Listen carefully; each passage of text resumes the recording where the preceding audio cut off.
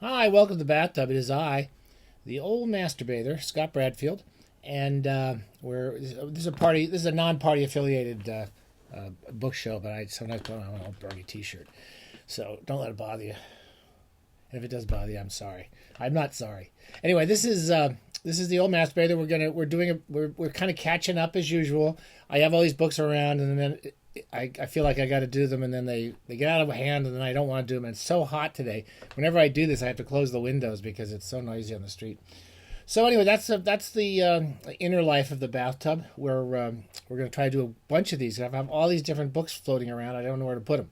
Today we're going to talk. We're going to talk about partly why I haven't finished rereading Tom Jones by Henry Fielding.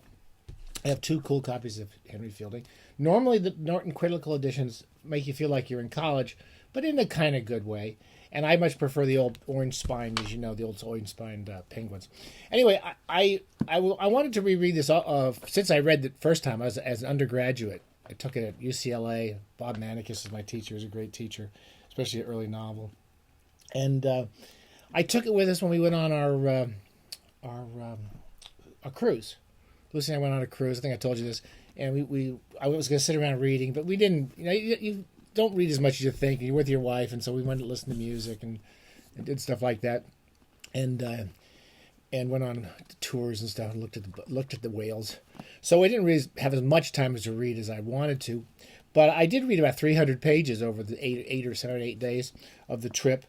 And I love it. I do love Tom Jones. I want to say a few things about why I love it, and then why I didn't really finish it. I really want to put it aside for various reasons. For those of you who don't follow, I'm not trying to teach you anything about literature here, but I will say that it's considered the first real novel. It in books like Robinson Crusoe, but to my money, it's the first real novel. So you have Crusoe and you have Defoe doing kind of realistic tales based on the lives of people, and they're sort of biographically connected to somebody's life. And he sometimes uses journals and all these sorts of devices. And you have Samuel Richardson, who does similar things, where he uses the journal as a way of presenting the inner life of his characters, Clarissa and Pamela and so forth. We talked a bit about Pamela. My last cruise, I read Pamela and got a little fed up with it about 2/3 of the way through it, which is how I felt every time I read Samuel Richardson. But he's such a crazy, weird writer, and his whole attitude towards virtue and the honor of young women, and how evil men want to have sex with them and all that stuff. It's basically kind of like, you know, some moralistic modern Christian parables about good young women. And I would say that Tom Jones and Henry Fielding don't believe in any of it. He doesn't believe in any of this stuff. He thinks it's a total joke. His first book is called Shamala. We talked about it, which is about a girl who's pretending to be virtuous so she can get Squire Booby to give her money and marry her, and she's flaunting what she's got to get what she wants from him, and Joseph Andrews has a very funny vision of England in the 18th century. Anyway, by the time Henry Fielding got to Tom Jones, he was a playwright. He did a lot of things. I don't know much about Henry Fielding. He helped create the first police force in London. He was a kind of fascinating guy. And one of the reasons I wanted to put this down in a way is I really have always wanted to read a biography of Fielding, and I wanted to go again. So I got this Martin Battiston has got supposedly the best biography, or modern biography of Henry Fielding. Henry Fielding alive, and I couldn't bring that out on the trip, but I do want to kind of read it again. No, read it for once. So I got about 300 pages through Tom Jones. I'll give you a quick summary. It's basically Tom is a bastard. He's born out of wedlock. There's a guy who's all worthy. Every time you think, it sounds like, you know, the early novels were kind of like, what do you call them, allegories of good, Mr. Good and Mr. Evil and so forth.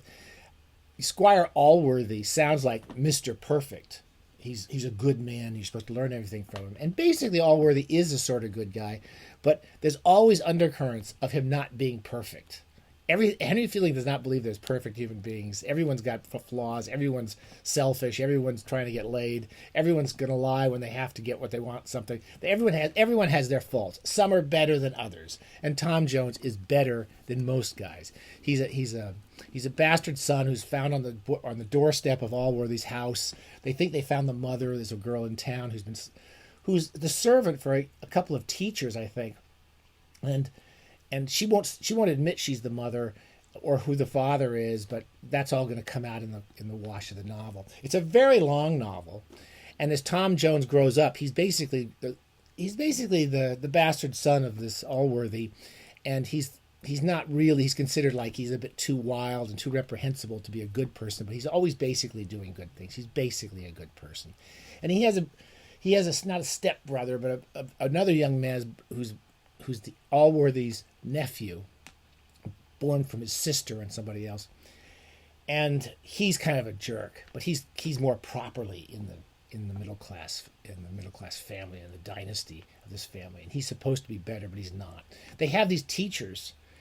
Every time there's a teacher in Henry Fielding, they're awful. There's a Thwackum. There's a guy named Thwackum, and there's Square, and there's all these different teachers and priests who are coming around supposed to be teaching the young people how to be moral, and they're total reprehensible rogues. They're all basically lying and talking about putting themselves above everybody and saying what virtue is and what is honor. One of them, Square, is constantly talking about virtue and how you shouldn't soil the beauty of young women and respect their virtue. And there's a young girl in town. It's kind of the town pump, I guess is the old expression. She sleeps with everybody, and she's one of Tom's girlfriends, and she has a baby, and Tom thinks it's his baby. And one day he goes over to see her, and this teacher, I think is Square, is hiding under the bed wearing her hat. Like, it's kind of everything about that's ridiculous about Richardson, where everybody is kind of hiding and doing that, and they're kind of evil versus good, virtuous women. Everybody is kind of out trying to get they're all trying to get their thrills. They're all trying to get their cheap thrills wherever they can get them. But Tom is a little bit better than most people. Anyway, I got to about this. There's also one of the things that's kind of fun about the book is, in many ways, Fielding is sort of inventing the novel. He's inventing all sorts of funny ideas about the novel and his own idea of the novel. So he doesn't just pretend like he's telling you the story or this is the real person telling the story. There's a narrator in it I don't think he does come up with a name, but it's like Fielding. He's somebody who's writing the novel, and he's saying, at many points in the book, he's saying, well, I'm not going to tell you everything that happens because that's boring. I'm going to cut to the important scenes. At one point, at the end of one of the books, one of the sections, we meet, what's the girl's name? The young woman that Tom Jones falls in love with, Bridget. Oh God. Anyway, I can't remember. Sophia Western. And he introduces her at the end of the book. He says, "We put her at the end of the book so that you know she's important." So in other words, he's organizing the chapters. I have to say, every paragraph of the book is fun. And that's one of the reasons I kind of quit, is I wasn't paying as much attention as I wanted to. And the plot is fun. There's a really good story that goes on. I'm about 1/3 of the way through when Tom actually gets kind of thrown out of Allworthy's house because he hasn't been as good as all the other family members, who are all basically selfish jerks. And he has to go off. And there's his stepbrother, or sort of brother, Bliffle, I think his name is Bliffle. He's going to try to move in on Tom's girlfriend, Sophia Western. And I remember the book that just keeps it gets better actually after 1/3 of the way through. But I kind of wanted to read it again, maybe the Christmas or in a few months. There's so many wonderful passages. I don't even know if I can read any one of them. Except I'll read this one. This kind of sticks out of my head. This is chapter 10 of book 4, and there's a fellow in the parish. This is a very brief passage, but Mr. Supple, who's the curate of Mr. Allworthy's parish, made having dinner, and Allworthy's having dinner, and it says he was made one of the company. He was a good-natured, worthy man, but chiefly remarkable for his great taciturnity at table, though his mouth was never shut at it. He's always eating. In short, he had one of the best appetites in the world. However, the cloth was no sooner taken away than he always made sufficient amends for his silence, for he was a very hearty fellow, and his conversation was often entertaining, never offensive. At his first arrival, which was immediately before the entrance of the roast beef, he had given an intimation that he had brought some news with him. So he gets there. He's always there in time for the roast beef. All the characters, once they start opening their mouths and start spouting how people should live, they're all creeps. They're all jerks. And it's very funny the way he tells these stories. I want to go back. I really recommend this book. It's one of my favorite novels. I was thinking, there's two or three things I was thinking about as I was reading it. One, we often talk about the desert island, your desert island books. We'd all try to take 10, I guess, or whatever. I was thinking the other day, there's certain books that you could actually take one book to that desert island for a few years. The obvious one would be Ulysses, though that wouldn't be my first choice. I would definitely this would be on my list of I could only take one book to a desert island, because there's so much comedy and so much complexity, and the jokes about the narrator and how he's telling his stories and what's really going on in the village, because the narrator is always pretending like he's a virtuous person. He's trying to teach us things, just like Samuel Richardson does. And he's really just, sometimes he's wrong, sometimes he's passing on gossip and rumor, and he's not always right about his assumptions about people. And it's very, very funny the way Fielding does the novel teller, the teller of the novel. Okay, wonderful novel. I'm going to get back to it. I don't know. I'm going to try to keep 2 of these editions, and the next time I do it, I think I will try to read the Battison book. But that's just one of my. This is kind of, I guess we'd call this a failed adventure in reading. I wanted to read this, and I didn't get a chance to. And it really does take a lot of. You really need to have a few hours a day to read Tom Jones. You can't really do it in 15, 20 minutes at a time, even though it's very short chapters. Okay, that's it. I'm going to do a bunch of these because I got to get this cleared up, this office. See, it's a mess. Just a goddamn mess. Stay safe.